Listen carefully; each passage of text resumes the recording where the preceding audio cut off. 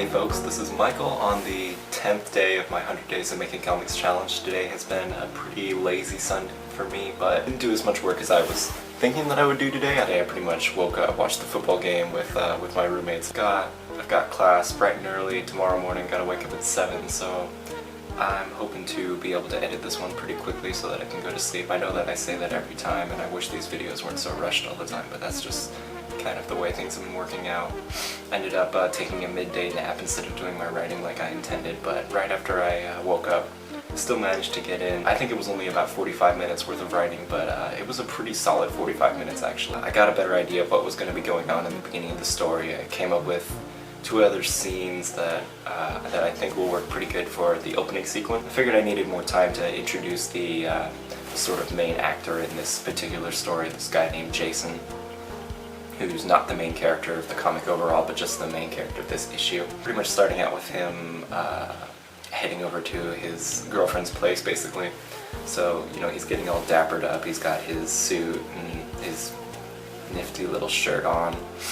He gets a bouquet of roses and everything, goes out in the rain in his umbrella, checking through the rain. And he arrives at his girlfriend's house and knocks on the door, and he notices this eviction note on her door. Basically, she's left him, and over this time you realize that she's just been trying to get gradually further and further away from him, but in reality it's hard to just completely kick off from people. So initially she moves like across the city, and now she's just totally left, and he doesn't know at all where she is, and he can't get in contact with her. He goes off to a bar and he meets this stranger who he kind of confides in a little, who's actually turns out to be, of course, a main character later in the story. This is where he meets Addie for the first time in the bar. She approaches him, and he's pretty suspicious of her at first, but I think he still is pretty suspicious of her by the end of it.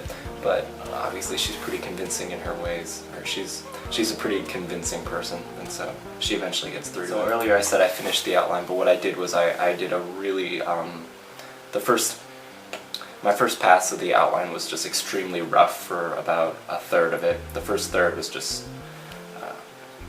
was not very descriptive of anything, and I started to get more detailed as I went along, and so I had to go back to the beginning of it and flesh everything out before I want to go through and just either prose write the entire script before converting it, or just going forward and, you know, just figuring out how to write scripts and doing that. So I'm not entirely sure which I'm going to do first.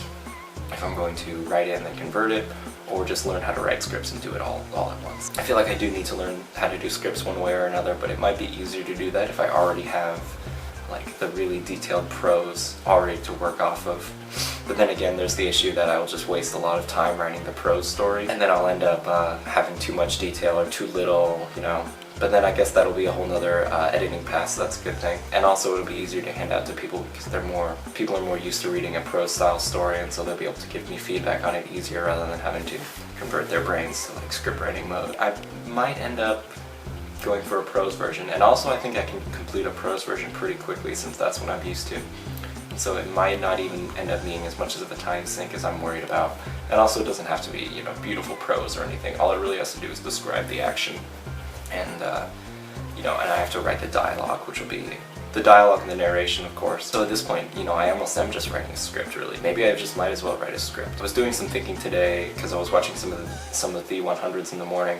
I'm thinking, I'm really happy that I ended up doing this, because honestly, if I had just come to college right now and not immediately started this, I would definitely not be working on this comic at all right now. I would just be doing my schoolwork. That's kind of what happened to me at the end of last year. I just had so much school and work that I ended up, well, I didn't even really have that much, but I just ended up prioritizing everything over my art. At the end of last year, I just had to, or I felt like I had to cut art out of my daily routine for a couple months, and that really hurt. It just felt really ingenuine, and I didn't like doing it, but it did it, and I ended up getting through my spring quarter, but it took me about a month or so to get back into the habit of drawing a lot every single day. So if this wasn't here, I would probably just fall into that again, where I'm just focusing on my schoolwork and my work and my friends, which I guess isn't necessarily a bad thing, but you know, then you're not making any progress on, I'm not making any progress on this career path that I want to be pursuing, so I think this is for the best overall,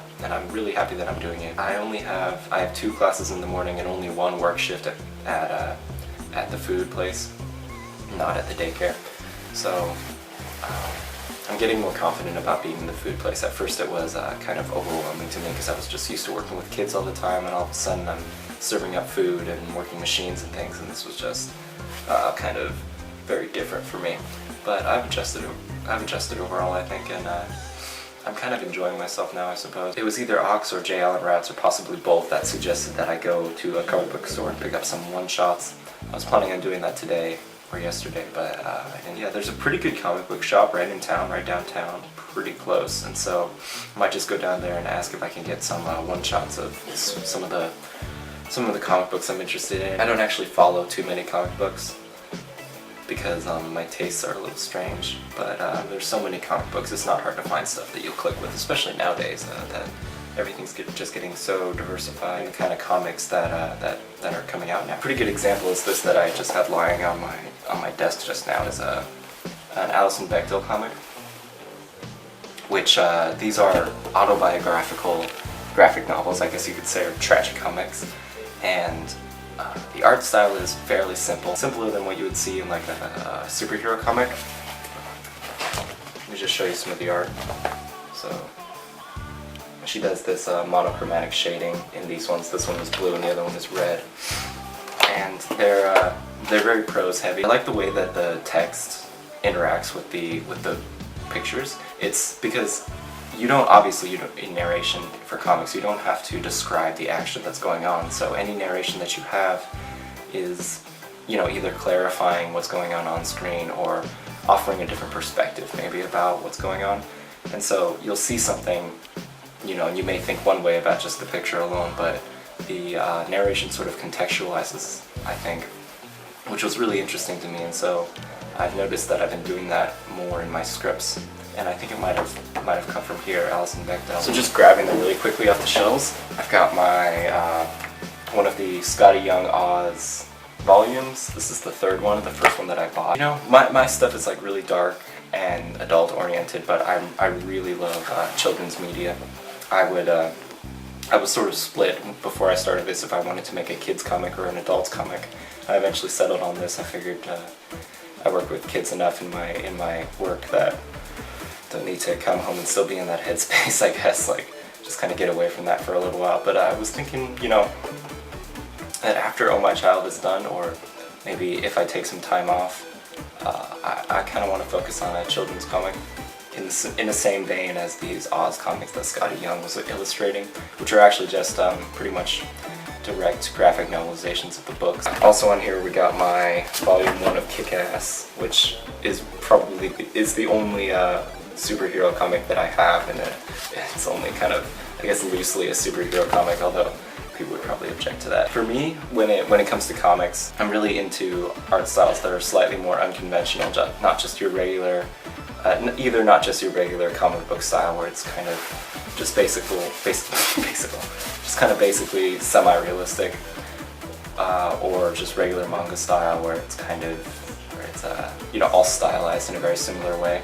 I like things that are kind of stylized in interesting ways, you know, like Skottie Young. You know a Skottie Young when you see it. One of the Asian artists that I really like is Asano Inyo, who is sort of more unknown in the States, but he's popular in Europe and Japan, of course. He's writing a book right now called Goodnight Poon Poon, which I was telling Kevin Cross about, and I really love the mood of those stories. He has a really realistic style, but then at the same time a sort of almost absurdist writing style, and so it meshes really into a really interesting sort of story where it's kind of like a Miyazaki film where it's almost a little surreal, but then it's still got that foot in reality. So it's always been really interesting to me. Kevin asked me like if there was an artist that I sort of, you know, you look at them and you say that's the kind of thing I want to do, and for me that's this guy, Inyo Asano. Yeah, I don't have any of his amazing technical skill, but I would love to, if I could draw anything that I want, this is kind of what I would be drawing, is rather, you know, pretty realistic stuff, but